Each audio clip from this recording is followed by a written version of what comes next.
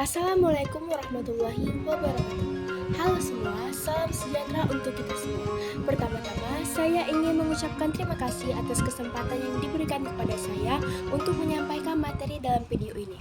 Di era sekarang, perkembangan teknologi digital sangat mempengaruhi hampir seluruh aspek kehidupan kita, mulai dari cara kita berkomunikasi, belajar, bekerja, hingga mengakses informasi.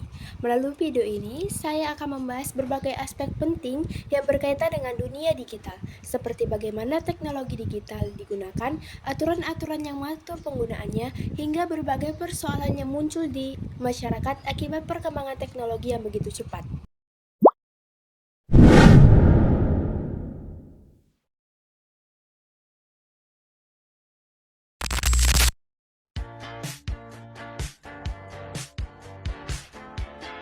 Pada awal video kali ini, saya akan menjelaskan tentang apa itu kebijakan digital.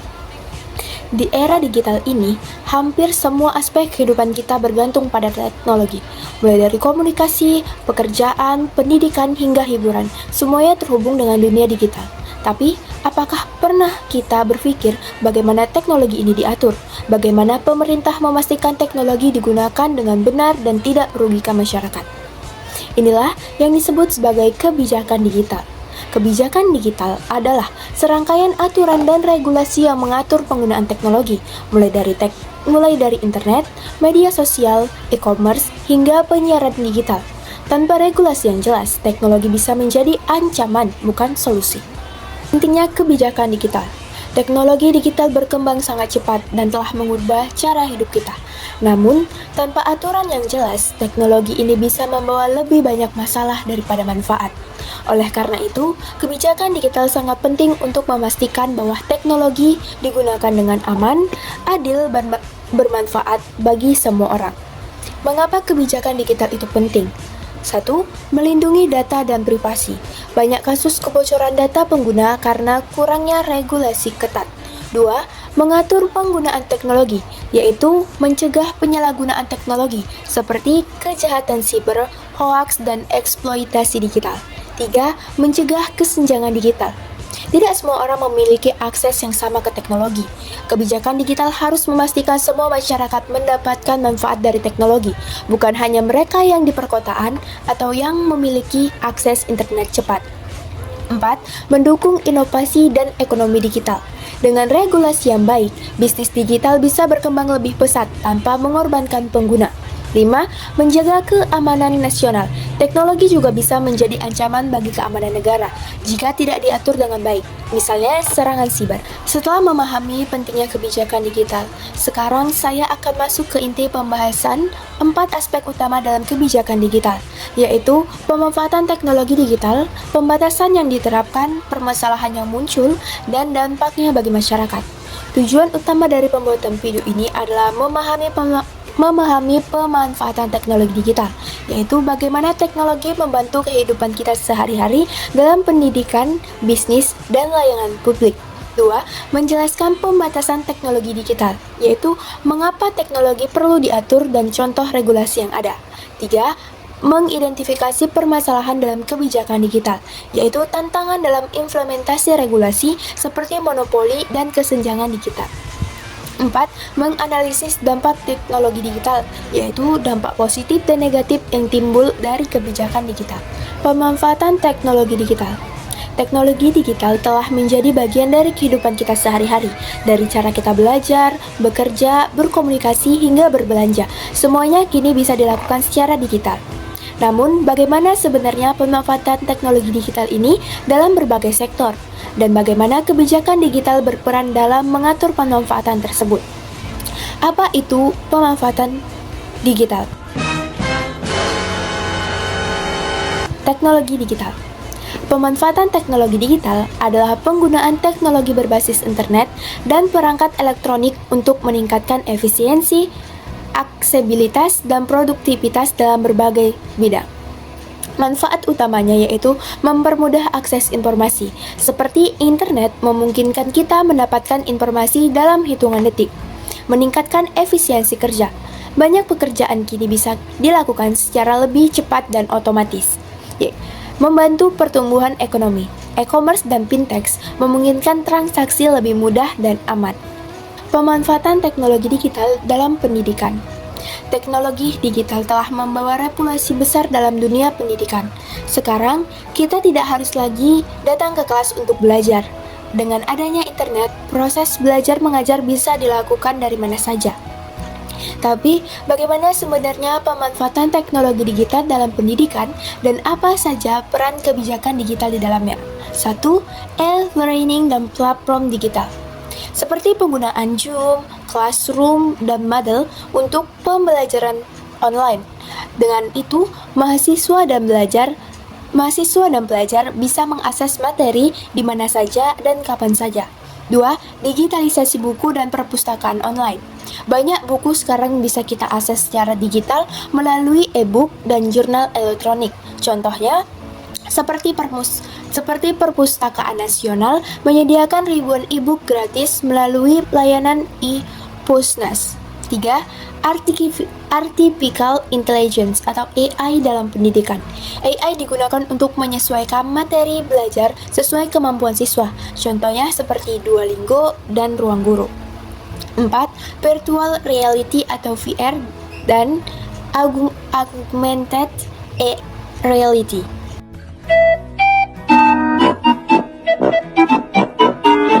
Atau AR dalam pembelajaran. Digunakan dalam bidang seperti kedokteran dan teknik untuk simulasi praktikum yang lebih interaktif. Pemanfaatan teknologi digital dalam ekonomi digital. Teknologi digital juga telah mengubah cara kita berbisnis dan berinteraksi. Sekarang, kita telah bisa belanja, membayar, bahkan mengelola keuangan hanya dengan smartphone.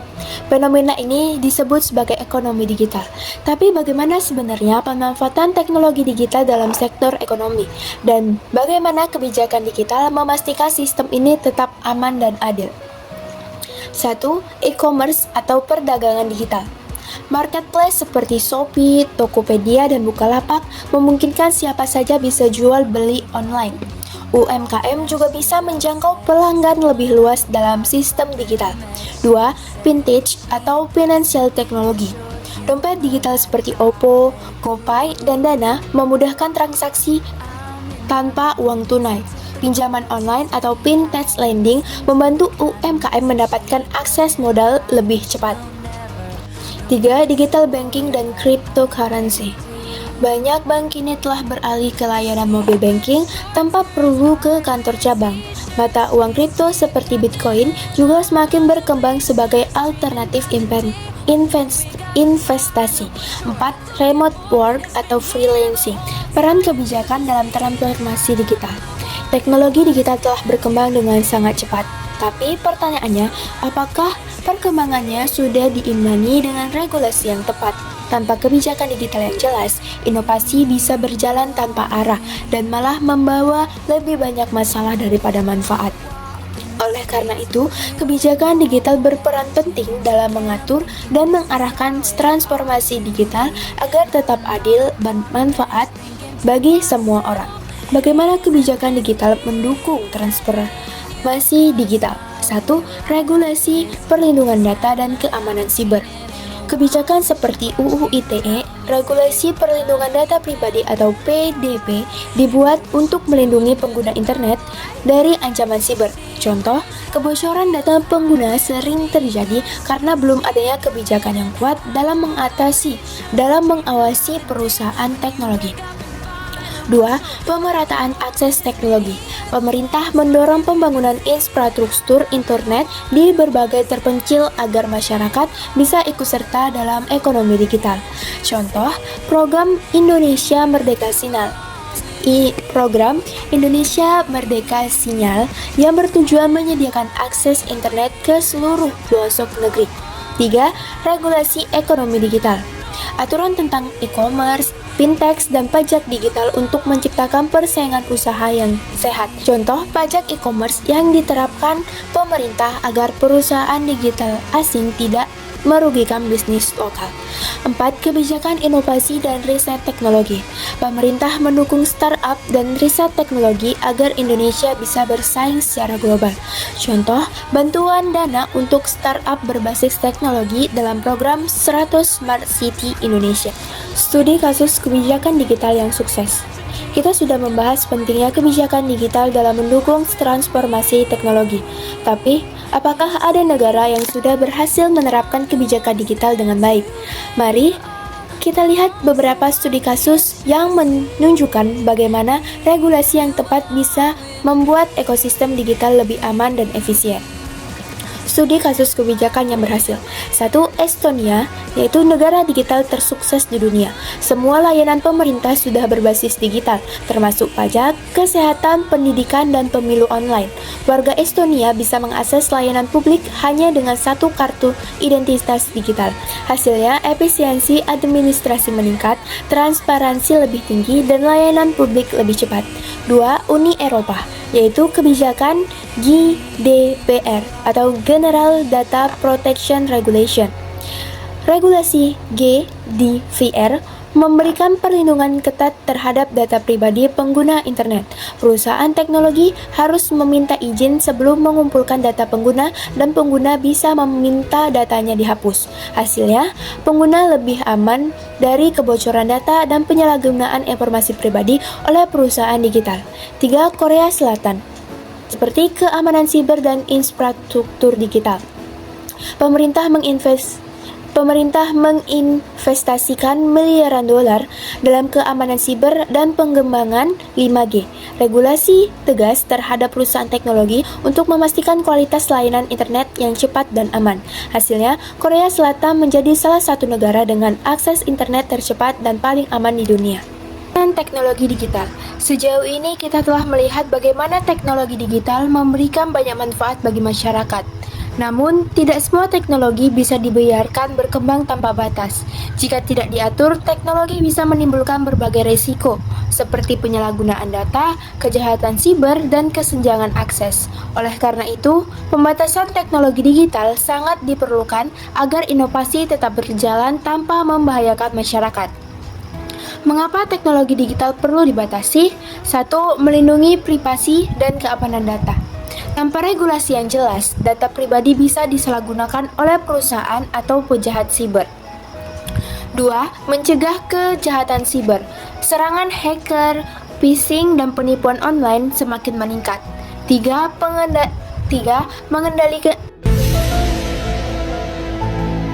Mengendalikan penyebaran hoaks dan konten berbahaya. Internet memungkinkan informasi menyebar dengan sangat cepat, termasuk hoaks dan ujaran kebencian. 4. Menjaga persaingan usaha yang sehat. Tanpa pembatasan, perusahaan teknologi besar bisa monopoli pasar dan menghambat inovasi dari startup kecil. Regulasi yang membatasi teknologi digital. Setelah memahami mengapa teknologi digital perlu dibatasi, sekarang kita akan membahas contoh regulasi yang diterapkan untuk mengontrol pengguna teknologi. Regulasi ini bertujuan untuk melindungi pengguna, memastikan keamanan siber, serta mencegah penyalahgunaan teknologi digital. Contoh regulasi yang membatasi teknologi digital. 1. Undang-Undang Informasi dan Transaksi Elektronik atau UU ITE Indonesia. Mengatur tentang penyalahgunaan internet seperti hoaks, pencemaran nama baik, dan penipuan online. 2. General Data Protection Regulation atau GDPR Uni Eropa. Regulasi ketat tentang perlindungan data pribadi pengguna internet, dan pengguna berhak meminta penghapusan data mereka dari platform digital, serta perusahaan yang melanggar bisa dikenakan denda besar. 3. Digital Service ACT atau DSA Uni Eropa. Mengatur bagaimana platform seperti Facebook dan Google menangani konten ilegal dan hoaks, dan mewajibkan transparansi algoritma media sosial agar tidak ada penyalahgunaan data pengguna. 4. Great Firewall China. Pemerintah Cina membatasi akses ke platform asing seperti Google, Facebook, dan Twitter. Tujuannya untuk mengontrol arus informasi dan menjaga stabilitas politik. A few moments later. Hambatan akses teknologi. Meskipun teknologi digital berkembang pesat, tidak semua orang bisa menikmatinya dengan mudah. Ada banyak faktor yang menyebabkan kesenjangan akses teknologi di berbagai negara, termasuk Indonesia. Jika akses terhadap teknologi tidak merata, maka manfaat digitalisasi tidak bisa dirasakan oleh semua orang. Lalu, apa saja hambatan utama dalam akses teknologi? 1. Kesenjangan digital atau digital divide. Tidak semua orang memiliki akses ke internet cepat dan perangkat digital. Contoh, di Indonesia daerah perkotaan memiliki akses internet yang jauh lebih baik dibandingkan di pedesaan. 2. Infrastruktur teknologi yang belum merata. Banyak daerah terpencil belum memiliki jaringan internet yang stabil. Contoh, menurut laporan Kominfo, masih ada lebih dari 10.000 desa di Indonesia yang belum memiliki akses internet memadai. 3. Biaya internet dan perangkat yang mahal. Tidak semua orang mampu membeli perangkat seperti smartphone, laptop, atau membayar paket data internet yang mahal. Dampaknya, pelajar di daerah terpencil sulit mengikuti pelajaran online karena keterbatasan akses internet. 4. Kurangnya literasi digital. Banyak masyarakat yang memiliki akses ke teknologi, tetapi tidak tahu cara menggunakannya dengan benar. Contoh, masih banyak orang yang terjebak di hoaks, penipuan online, atau tidak memahami keamanan digital. Kebijakan penyiaran digital di Indonesia. Salah satu kebijakan digital yang saat ini sedang diterapkan di Indonesia adalah migrasi dari TV analog ke TV digital, yang dikenal dengan istilah Analog Switch Off atau ASO. Kebijakan ini bertujuan untuk meningkatkan kualitas penyiaran, menghambat spektrum frekuensi, dan memberikan peluang bagi industri media yang lebih beragam. Namun dalam pelaksanaannya masih banyak tantangan yang dihadapi. Apa itu kebijakan Analog Switch Off? 1. Tujuan kebijakan ASO, yaitu menggantikan siaran TV analog dengan siaran digital yang lebih jernih dan efisien dan memanfaatkan spektrum frekuensi yang sebelumnya digunakan di TV analog agar bisa dipakai untuk layanan internet dan komunikasi. 2. Manfaat penyiaran digital. Kualitas gambar dan suara lebih baik tanpa gangguan seperti semut pada TV analog dan pemanfaatan spektrum frekuensi lebih efisien sehingga bisa dialokasikan untuk jaringan internet cepat.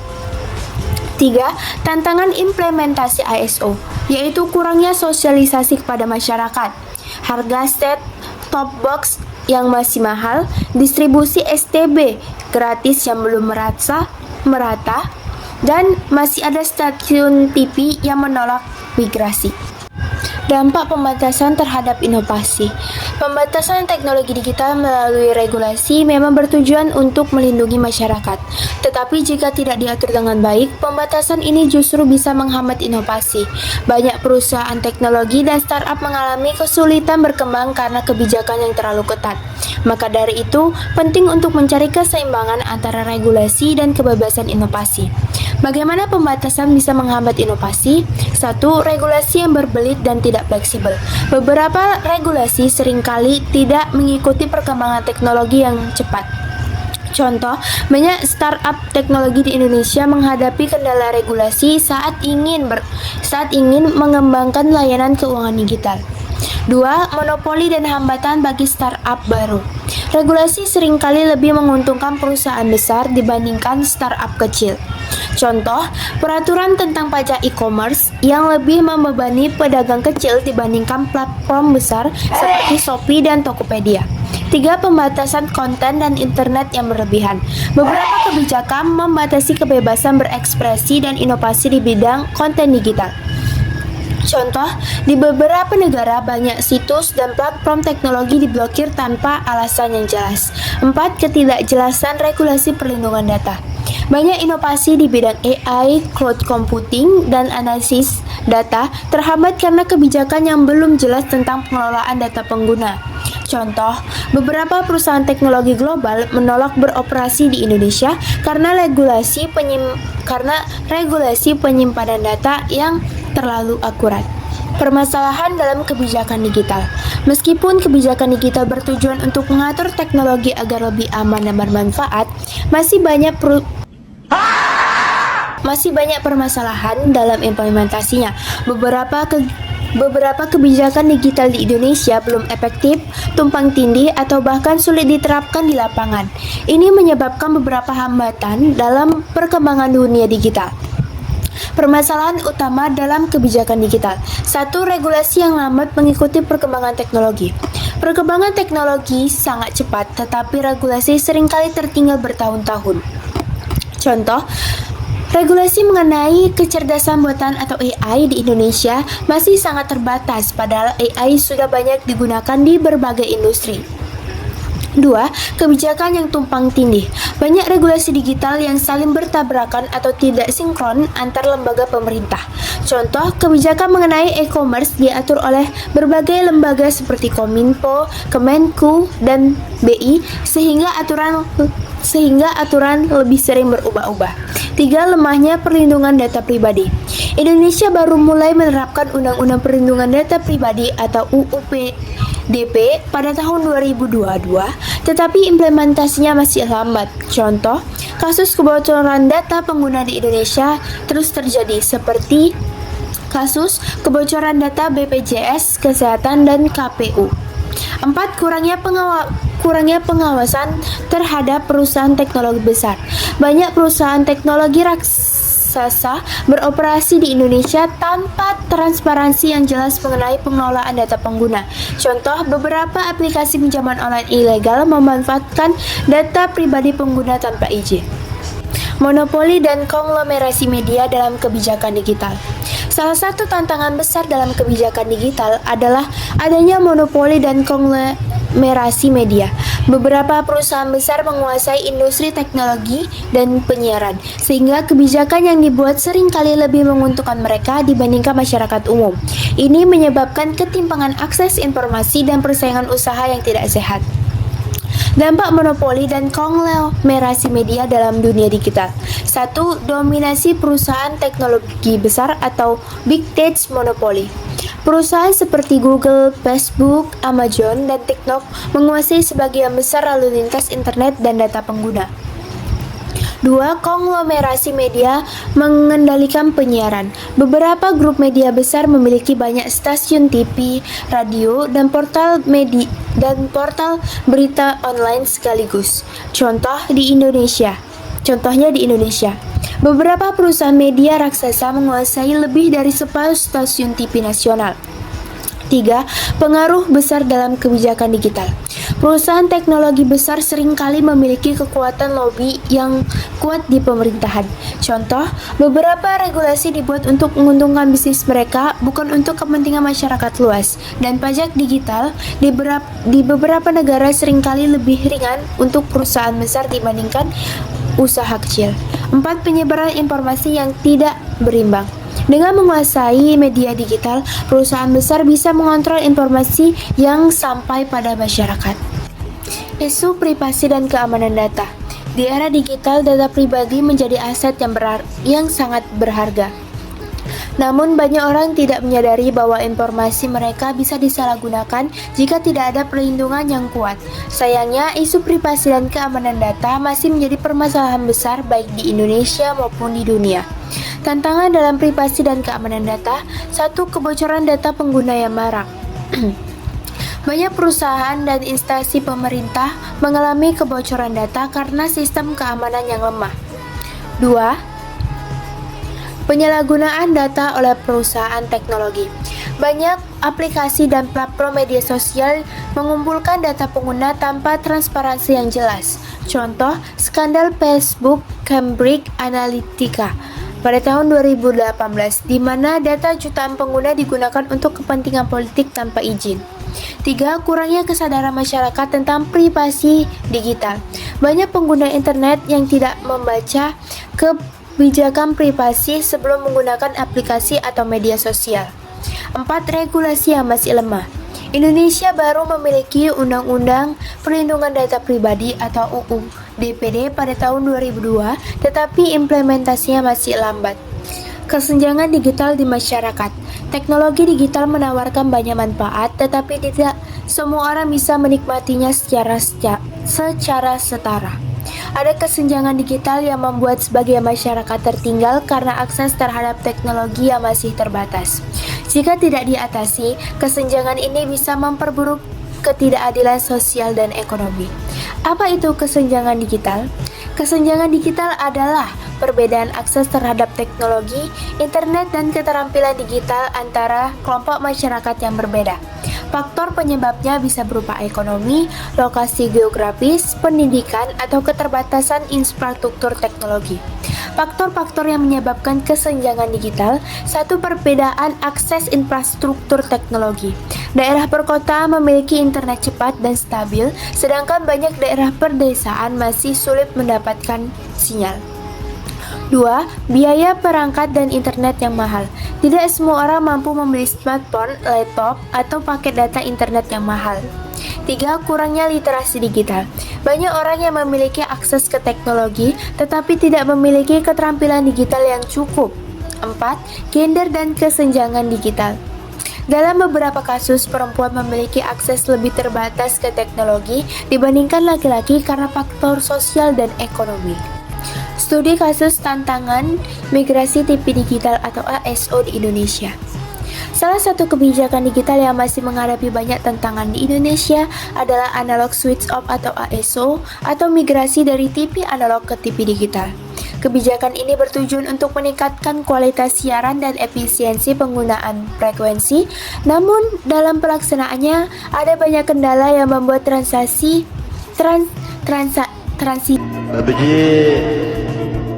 ini tidak berjalan dengan mulus.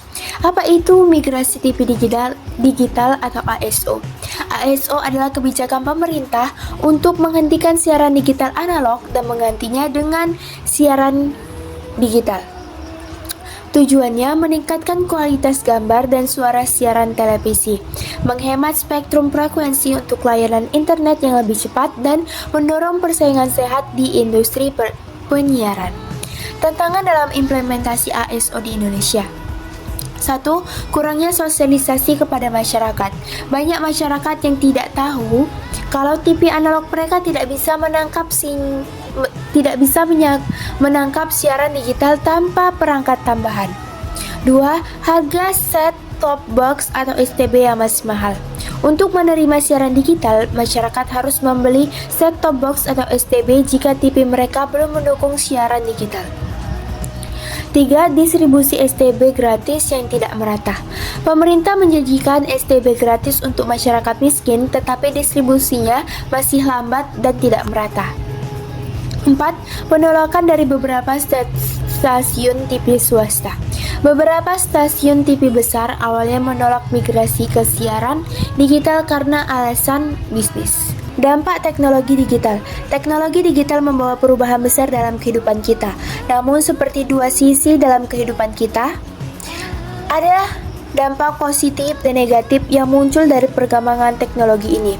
Kita perlu memahami kedua sisi ini agar bisa memaksimalkan manfaatnya dan mengurangi resiko yang ada. Dampak positif teknologi digital. 1. Akses informasi yang lebih cepat dan luas. Teknologi memungkinkan kita mendapatkan informasi dari seluruh dunia hanya dalam hitungan detik. 2. Efisiensi dalam pekerjaan dan bisnis. Digitalisasi membuat banyak pekerjaan lebih cepat dan mudah dilakukan. 3. Meningkatkan inklusi keuangan dan pelayanan publik. Banyak orang yang sebelumnya tidak memiliki akses ke layanan keuangan kini bisa menggunakannya dengan layanan digital. Dan adapun dampak negatif dari teknologi digital. 1. Ancaman keamanan data dan privasi. Banyak kasus kebocoran data pribadi akibat lemahnya sistem keamanan digital. 2. Penyebaran hoaks dan disinformasi. Internet membuat informasi menyebar dengan sangat cepat, termasuk berita palsu atau hoaks. Mitigasi dampak negatif teknologi digital. Meskipun teknologi digital memiliki dampak negatif, bukan berarti kita harus menolaknya. Sebaliknya, kita perlu strategi untuk mengurangi resiko dan memastikan bahwa teknologi digital digunakan secara aman dan bermanfaat. Ini yang disebut sebagai mitigasi dampak negatif teknologi digital. Bagaimana cara mengurangi resiko dari teknologi digital? 1. Penguatan keamanan data dan privasi. Pengguna harus lebih sadar tentang cara melindungi data pribadinya. 2. Literasi digital untuk mencegah hoaks dan disinformasi. Masyarakat harus belajar bagaimana membedakan berita yang benar dan berita yang palsu. 3. Regulasi yang lebih kuat untuk perlindungan konsumen digital. Pemerintah perlu memastikan regulasi digital untuk melindungi masyarakat. 4. Penggunaan teknologi secara sehat dan seimbang. Orang-orang harus mengelola waktu penggunaan teknologi agar tidak kecanduan. Much later. Etika digital dalam penggunaan teknologi. Dalam dunia digital, tidak hanya regulasi yang penting, tetapi juga etika dalam penggunaannya. Etika digital adalah cara kita berinteraksi di dunia maya dengan menghormati hak orang lain, menjaga privasi, dan menggunakan teknologi secara bertanggung jawab. Prinsip-prinsip etika digital. 1. Menghormati privasi dan data pribadi orang lain. Mengapa penting? Banyak orang pengguna internet tidak menyadari bahwa membagikan informasi pribadi orang lain tanpa izin adalah pelanggaran privasi. 2. Bertanggung jawab dalam berbagi informasi. Mengapa penting? Hoaks dan berita palsu bisa menyebar dengan cepat dan menyebabkan kepanikan atau misinformasi. 3. Menggunakan media sosial dengan bijak. Komentar negatif dan ujaran kebencian di media sosial dapat merugikan orang lain dan menciptakan konflik. 4. Menghindari penyalahgunaan teknologi. Teknologi bisa digunakan untuk tujuan negatif seperti hacking, penipuan online, atau eksploitasi digital. Tantangan etika dalam kebijakan digital. Selain tantangan regulasi dan teknologi, kebijakan digital juga menghadapi dilema etika. Bagaimana kita memastikan bahwa teknologi digunakan secara adil, transparan, dan tidak merugikan masyarakat? Tantangan etika ini muncul dari berbagai aspek, mulai dari privasi, kebebasan berekspresi, hingga penggunaan AI. Tantangan etika dalam kebijakan digital. 1. Perlindungan privasi vs keamanan publik. Masalahnya, pemerintah dan perusahaan teknologi sering mengumpulkan data pengguna dengan alasan keamanan atau peningkatan layanan. Namun, bagaimana jika data ini disalahgunakan atau bocor? 2. Kebebasan berpendapat vs penyebaran hoaks. Masalahnya, internet memungkinkan semua orang menyuarakan pendapat. Namun, ada banyak orang yang penyebaran hoaks dan ujaran kebenciannya merugikan. 3. Penggunaan AI dalam keputusan digital. Masalahnya, algoritma AI menentukan banyak hal, mulai dari konten yang kita lihat di media sosial hingga persetujuan pinjaman online. Jika tidak diatur dengan baik, AI bisa bias dan menciptakan ketidakadilan. 4. Monopoli teknologi dan ketidakadilan digital. Masalahnya, perusahaan besar seperti Google, Facebook, dan Amazon menguasai sebagian besar ekosistem digital. Startup kecil sulit berkembang karena regulasi lebih menguntungkan di perusahaan besar. Studi kasus implementasi literasi digital. Salah satu cara efektif untuk mengurangi dampak teknologi digital adalah dengan meningkatkan literasi digital. Literasi digital bukan hanya tentang bisa menggunakan teknologi, tetapi juga memahami bagaimana cara menggunakannya dengan aman dan bertanggung jawab. Mari kita lihat beberapa studi kasus tentang bagaimana literasi digital diterapkan di berbagai tempat. Studi kasus implementasi literasi digital. 1. Program siberkreasi di Indonesia. Program ini diluncurkan oleh Kominfo untuk meningkatkan kesadaran masyarakat tentang literasi digital. 2. Be Internet Awesome Google. Program edukasi dari Google untuk anak-anak agar bisa menggunakan internet dengan aman dan bijak. 3. Program literasi digital di Estonia. Estonia dikenal sebagai negara dengan tingkat literasi digital tertinggi di dunia. Pemerintah mengajarkan literasi digital sejak sekolah dasar, termasuk cara menggunakan layanan e-government. 4. MediaWise, yaitu inisiatif dari Poynter Institute, Amerika Serikat. Program yang membantu orang tua atau lansia dalam mengenali berita hoaks di media sosial. Setelah memahami manfaat, tantangan, dan dampak kebijakan digital, kita juga perlu melihat bagaimana kebijakan ini bisa diperbaiki agar lebih efektif. Berikut adalah beberapa rekomendasi kebijakan digital yang dapat diterapkan untuk menciptakan ekosistem digital yang lebih aman, inklusif, dan inovatif. Pertama, perlu adanya peningkatan literasi digital secara menyeluruh. Pemerintah bisa memperluas program literasi digital tidak hanya untuk pelajar, termasuk pelaku UMKM dan orang tua. Tujuannya supaya masyarakat lebih bijak, kritis, dan aman saat berselancar di dunia digital. Kedua, penguatan regulasi perlindungan data pribadi. Sekarang sudah ada undang-undang perlindungan data pribadi, tetapi implementasinya masih harus lebih tegas. Penting banget ada lembaga pengawas yang benar-benar independen dan bisa melindungi data masyarakat dalam penggunaannya. Ketiga, semua kebijakan digital harus mempertimbangkan nilai etika dan keadilan. Jangan sampai teknologi justru menimbulkan diskriminasi atau membatasi kebebasan berekspresi. Etika digital harus jadi bagian penting dalam setiap keputusan. Keempat, pemerataan akses internet dan infrastruktur digital. Kita semua tahu masih banyak daerah yang belum terjangkau internet. Nah, ini harus jadi perhatian. Akses teknologi itu hak semua orang, bukan hanya yang tinggal di Indonesia, bukan hanya yang tinggal di kota besar. Kelima, digitalisasi di sektor UMKM dan pendidikan harus benar-benar didorong. Pemerintah bisa bantu dengan pelatihan gratis dan platform yang aman, supaya pelaku UMKM bisa berkembang dan pelajar di seluruh Indonesia tetap bisa belajar dengan maksimal.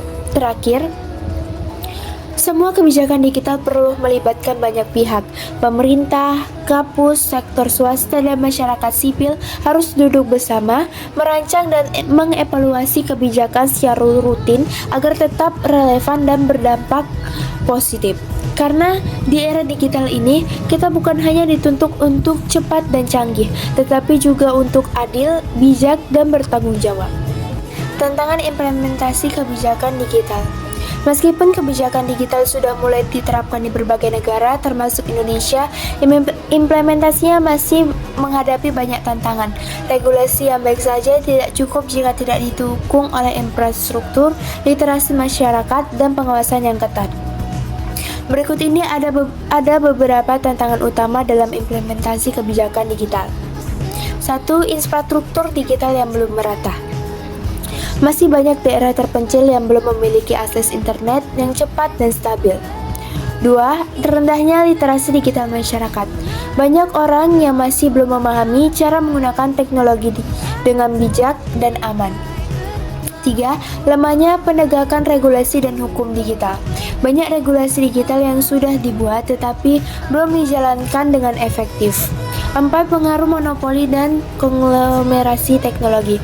Perusahaan teknologi besar seringkali lebih diuntungkan oleh kebijakan digital dibandingkan dengan startup kecil. Masa depan kebijakan digital di Indonesia. Teknologi digital terus berkembang dengan sangat cepat dan kebijakan digital harus bisa mengikuti perubahan tersebut. Jika ingin menjadi negara yang maju di era digital, Indonesia perlu memperbaiki regulasi, meningkatkan literasi digital, dan memastikan bahwa teknologi bisa diakses oleh semua orang. Lalu, bagaimana masa depan kebijakan digital Indonesia? 1. Regulasi yang lebih adaptif dan fleksibel. Mengapa penting? Teknologi seperti AI, blockchain, dan metaverse berkembang cepat, tetapi regulasi di Indonesia masih tertinggal. 2. Pemerataan akses digital untuk semua masyarakat. Mengapa penting? Kesenjangan digital masih menjadi masalah utama di Indonesia. 3. Penguatan keamanan data dan perlindungan privasi. Mengapa penting? Keamanan siber masih menjadi tantangan besar dengan meningkatnya kasus kebocoran data. 4. Mendorong ekosistem startup dan inovasi teknologi. Mengapa penting? Di Indonesia memiliki potensi besar dalam ekonomi digital, tetapi masih banyak startup yang sulit berkembang karena regulasi yang ketat. Bagaimana teknologi dimanfaatkan, tantangan yang dihadapi, serta bagaimana kebijakan bisa dikembangkan untuk masa depan yang lebih baik. Kebijakan digital bukan hanya tugas pemerintah, tetapi juga tanggung jawab kita sebagai pengguna teknologi untuk memahami dan menerapkannya dengan bijak. Poin-poin penutup, kebijakan digital sangat penting untuk memastikan bahwa teknologi digunakan dengan cara yang aman, adil, dan bermanfaat bagi semua orang.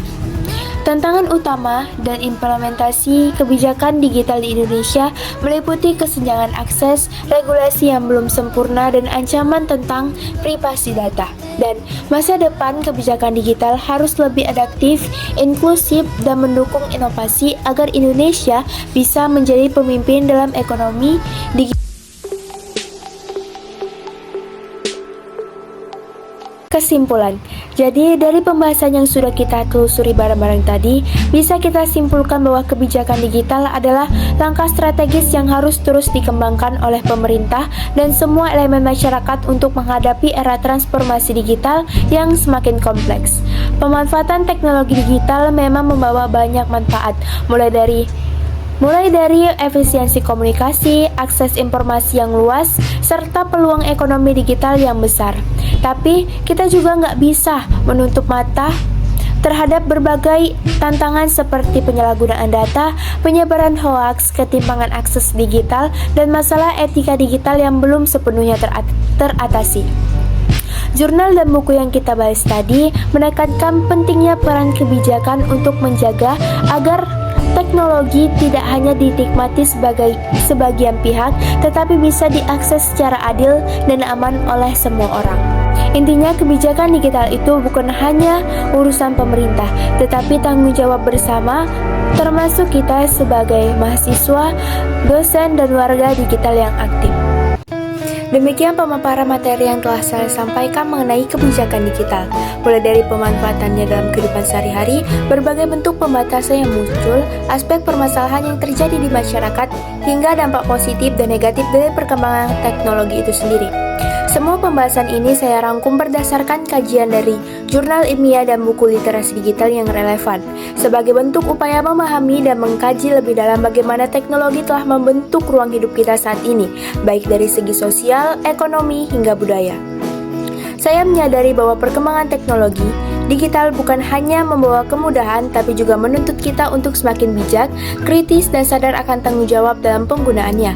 Oleh karena itu, saya berharap materi ini dapat menjadi pemicu diskusi dan refleksi kita bersama, terutama di lingkungan akademik dan masyarakat umum, tentang pentingnya kebijakan digital yang berpihak pada keadilan, perlindungan, dan pemberdayaan.